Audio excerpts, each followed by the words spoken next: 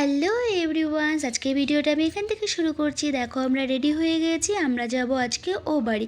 ও বাড়ি বলতে আমার শ্বশুর বাড়ি। তোমরা অনেকেই জানো যে আমি শিলিগুড়িতে থাকি আর আমার শ্বশুর বাড়িটা হলো ময়নাগুড়িতে। তো আজকে আমরা ওখানেই যাব। তোমাদের দাদাভাই দুদিন ছুটি আছে, তো তোমাদের দাদাভাই বললো চলো তোমাদেরকে ও বাড়িতে দিয়ে আসি, কয়েকদিন তোমরা থেকে আসো। ওই যে সোনা পাপার অন্নপ্রাশনের সময় গিয়েছিলাম, তারপর আর যাওয়া হয়নি। তো আমরা ভাবলাম ঠিক আছে, অনেক দিন হয়ে গেছে, যাওয়াও হয় না, তো তাহলে ও বাড়ি থেকে ঘুরে আসা যাক। তো সেটার জন্য একদম বেডিংপত্র নিয়ে দেখো বেরিয়ে গেছি। আর আজকে আমরা ফার্স্ট টাইম সোনা পাপাকে নিয়ে আমরা পাবলিক যে বাসগুলো হয় তো সেটাতে করে আমরা ময়নাগুড়িতে যাব। এর আগে সোনা পাপাকে নিয়ে এভাবে আমরা কখনোই ট্র্যাভেল করিনি, ফার্স্ট টাইম করছি।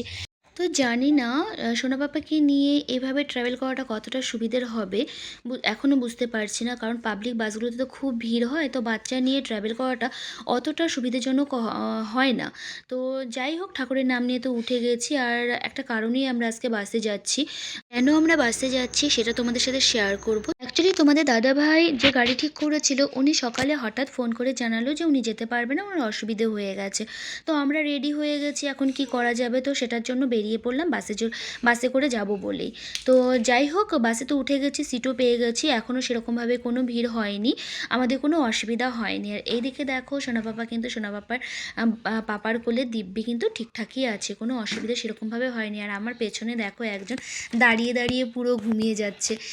এই যে এটাই না আমার ভালো লাগে না, কি বলো তো, পাবলিক বাসগুলোতে না জায়গা না থাকলেও, সিট না থাকলেও ওরা না এই যে লোকজন উঠাতেই থাকে, এই জিনিসটাই ভালো লাগে না। একজনের গায়ের উপর দেখো আরেকজন দাঁড়িয়ে গেছে। এখন তো পুরো ভিড় হয়ে গেছে, মানে জায়গা নেই দাঁড়ানোর মতো। আমি এটাই ভয় পাচ্ছিলাম যে কতটা ভিড় হবে, কতটা মানে আমরা ঠিকঠাকভাবে যেতে পারবো। যাই হোক, বেশিটা আমাদের অসুবিধে হয়নি, কারণ বেশি রাস্তাটাই আমরা একদম ঠিকঠাকভাবে এসেছিলাম। যখন আমরা মোটামুটি অর্ধেক রাস্তা চলে এসেছি, তারপর থেকে ভিড়টা জমতে শুরু হয়েছিল।